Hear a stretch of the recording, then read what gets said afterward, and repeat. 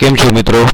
તો તમે જાણો છો કે આજકાલના બાળકો ઇન્ટરનેટ ઉપર કોઈ પણ જાતની વેબસાઇટ બ્રાઉઝ કરી શકે છે અને કોઈ પણ જાતનું કન્ટેન્ટ જોઈ શકે છે. તમને ખ્યાલ છે અત્યારે ઇન્ટરનેટ બહુ જ ઓપન થઈ ગયું છે. તમે તમારા બાળકો ઇન્ટરનેટ ઉપર શું બ્રાઉઝ કરે છે એનું મોનિટરિંગ અને અગર કોઈ જો એવી વસ્તુ છે જે તમારે બ્લોક કરવી છે તો એનું બ્લોકિંગ તમે કેવી રીતે કરી શકો છો એના વિશે આજે આપણે આ વિડીયોમાં જાણીશું.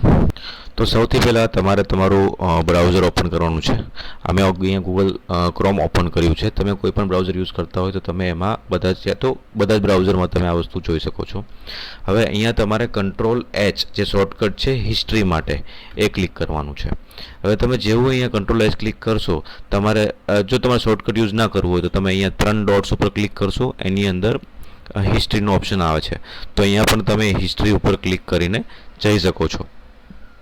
તો આ રીતે તમને અહીંયા જે પણ તમારા બાળકોએ કોમ્પ્યુટરની અંદર ઇન્ટરનેટ પર વેબસાઇટ એક્સેસ કરેલી હોય એની હિસ્ટ્રી તમને અહીંયા જોવા મળશે.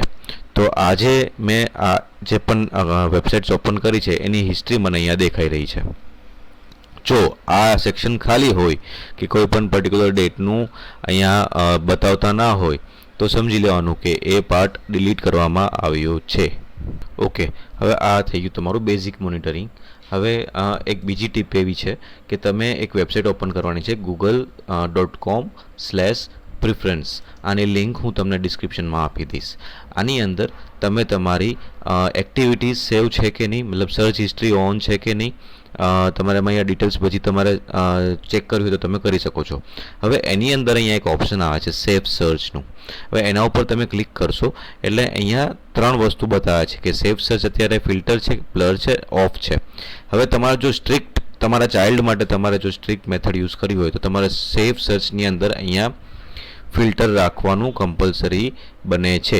એટલે કે તમારું જે પણ એડલ્ટ્સ ઇમેજીસ હોય કે જે એક્સપ્લિસિટ ઇમેજીસ હોય જે તમે તમારા બાળકોથી દૂર રાખવા માગો છો એ તમારી ફિલ્ટર થઈ જશે અને એ તમે તમારા બાળકોને દેખાશે નહીં. એની વધારે વિગત તમારે જાણવી હોય તો અહીંયા તમને દેખાશે. હવે અહીંયા પાછા આપણે એ જ લિંક ઉપર આવી ગયા છે google.com/preferences, રાઈટ. તો હવે એની અંદર પાછું અહીંયા parental control on family link કરીને એક ઓપ્શન આવે છે.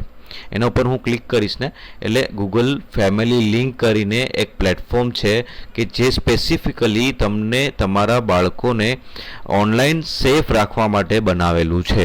તો આ એક બહુ જ કામનું અને બહુ જ મહત્ત્વપૂર્ણ પ્લેટફોર્મ છે જે તમે તમારા બાળકોના ઇન્ટરનેટ ઉપર કંટ્રોલ રાખવા માટે યુઝ કરી શકો છો.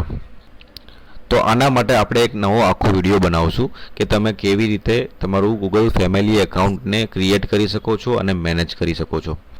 હવે આ તમારે સેટઅપ કરવું એટલા માટે પણ કમ્પલસરી બને છે કેમ કે છે ને ઘણી વખત આપણા બાળકો બહુ જ સ્માર્ટ હોય છે અને એ લોકો છે ને એક વિન્ડોનો યુઝ કરતા હોય છે જેને કહેવાય છે ઇનકોગ્નિટો મોડ.